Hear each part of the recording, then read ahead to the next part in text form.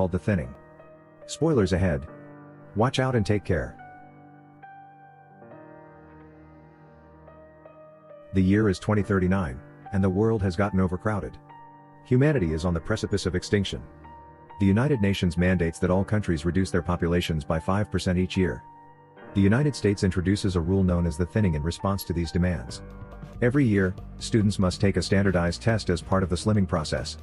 Anyone who fails the exam is put to death by being injected with a drug.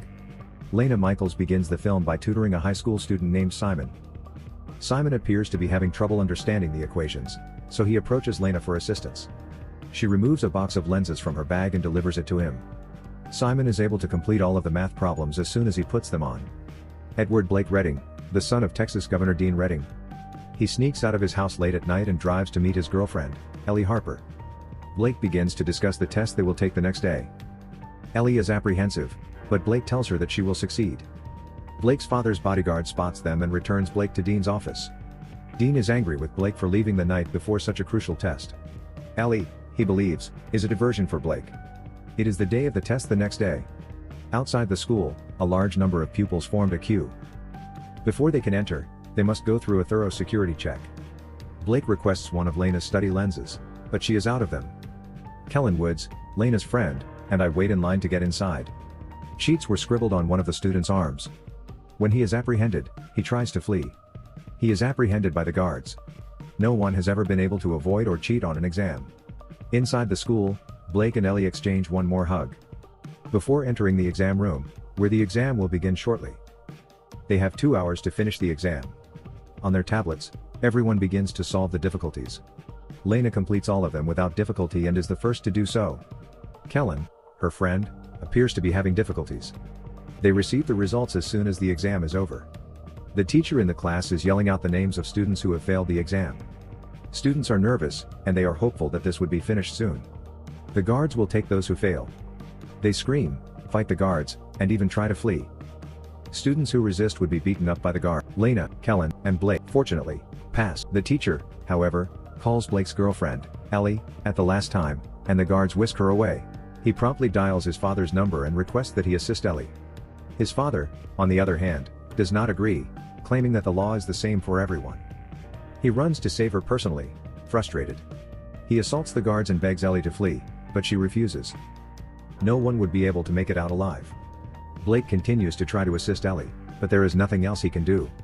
It's been a year, and the thinning test is set to begin in 24 hours. Corinne, Lena's younger sister, is taking her first thinning test. The doorbell goes off. Ms. Birch, Lena's teacher, has been caring for Lena and Corinne as if they were her own children since their mother died. She tries to calm Lena down because Corinne's first test is tomorrow, and Lena is concerned about her sister. Nonetheless, she tells them that everything will be okay. Blake, on the other hand, is recording a movie in his room. To teach his father a lesson, he plans to put down all of the incorrect answers on the test. Lena drops Corinne off at her kindergarten on the day of the test.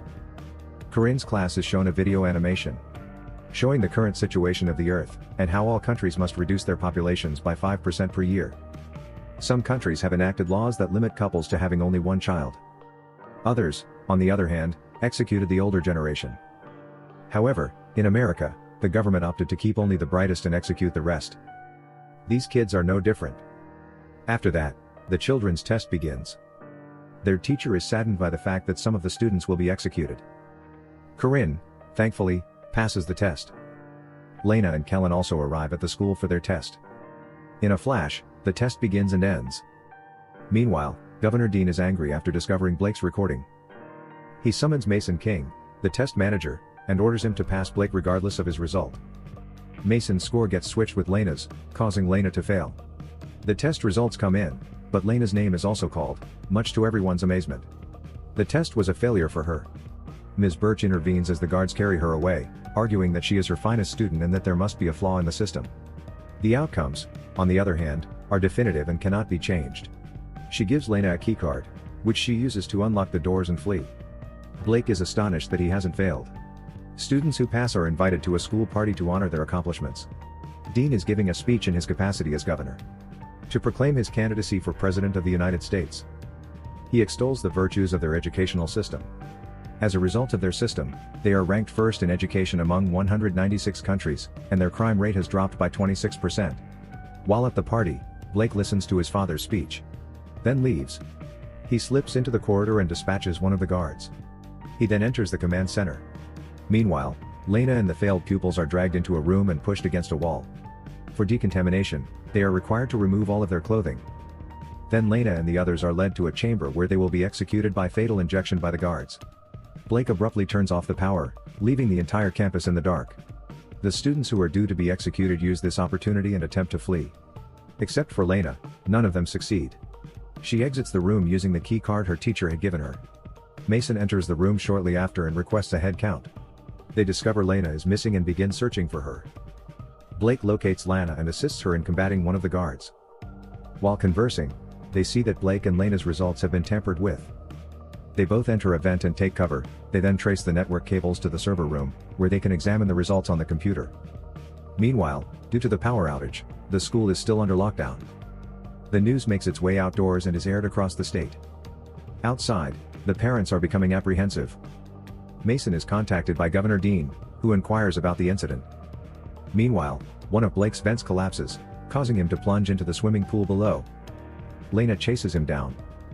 She pulls him from the water, but he remains unresponsive. Lena performs CPR on him and saves his life. Blake and Lena change into some clothes found in the lockers at the pool.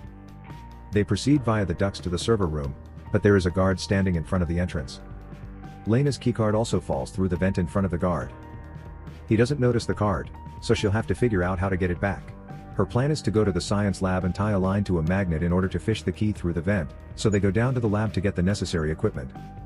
However, they produce a small noise in the lab, forcing the guard to approach the lab. They try to flee as quickly as they can. Lena makes it back to the vents, but Blake is trapped in the lab. Lena makes her way through it, looking for the keys. She successfully raises it halfway when it is abruptly caught by a guard. But it turns out that the guard is actually Blake. He had beaten the guard and dressed himself. Shortly after, the guard they had attacked earlier informs Mason of their actions. He reveals that Lena was carrying a keycard. Mason collects all of the teachers, suspecting that it has been handed to their students by someone. Ms. Birch flirts with another teacher and manages to steal his key card while in the room with other teachers. Mason continues to look for the instructor's key cards and identification cards. By showing them the card, Birch rescues herself. Mason threatens the other instructor with telling them where Lena is if he doesn't get his. As Mason beats him, he insists he doesn't know anything. Lena makes it to the server room at long last. She uses the key card to access the computer, but Mason has it password protected. She then texts Kellen, who is an expert hacker, and asks him to grant her access. Kellen receives Lena's text after some time has passed. He assists her in navigating Mason's PC. Lena then looks up her exam results and discovers that she received a 98% but still failed, whilst Blake received a 15% and passed. She digs deeper and discovers that Ellie, too, had received an 88% and failed, while others with lower grades passed. Lena learns that the grade system is rigged, and that the governor has been failing anybody he wants. Kellen receives a file containing the falsified grades from Lena. The power is quickly restored, and Mason notices that she is in the server room. Lena notices this and flees. Mason, on the other hand, captures her almost immediately. Blake, on the other hand, hasn't changed his disguise yet. He's with the students that didn't make it. He directs the guard to transport them to the recreational hall with the rest of the kids. However, the guard disagrees, and the two fight. The guards apprehend him and determine his identity. Kellen receives Lena's message at that precise moment and is taken aback by the contrived outcomes. Kellen is buddies with a news anchor, so he sends it to the station by email. The news was broadcast, and the receipts of the altercation were shown in the results. Following the publication of the images, the governor is summoned by his party's leader, who threatens to withdraw his presidential bid. Dean Redding refuses to let that happen, so he accuses Mason of everything and claims to be innocent. He attempts to prove it, so he has no choice but to put to death all of those who failed, even his own son, Blake. At the school, Mason and the guards transport Lena to the thinning room, where she will be executed, along with the other students. Mason dials Dean's number and asks if the students should be executed. Dean, on the other hand, tells him to stop. He wants the pupils who failed to graduate, including his own son, to be executed. Lena and the other pupils who passed the test are set free by the guards. Blake is kissed by Lena, but he and the others who have failed are taken by the guards. They put them to death by injecting them with a lethal drug. Lena is reunited with her younger sister, Corinne, and Ms. Birch as the lockdown comes to an end. We watch the bodies of the executed students being transported below in an elevator a few hours later. The kids begin to stir, demonstrating that the substance they were given was a sleeping medication. They come to a halt when they reach a factory-like setting. It's brimming with products made by Ashuru Global, a tech firm. The factory employs a large number of workers. Blake is taken aback when he realizes that one of them is his girlfriend, Ellie. Movie ends in that scene. Subscribe to watch more videos like this, turn on notifications, and leave a like to help the channel out. Thank you for watching.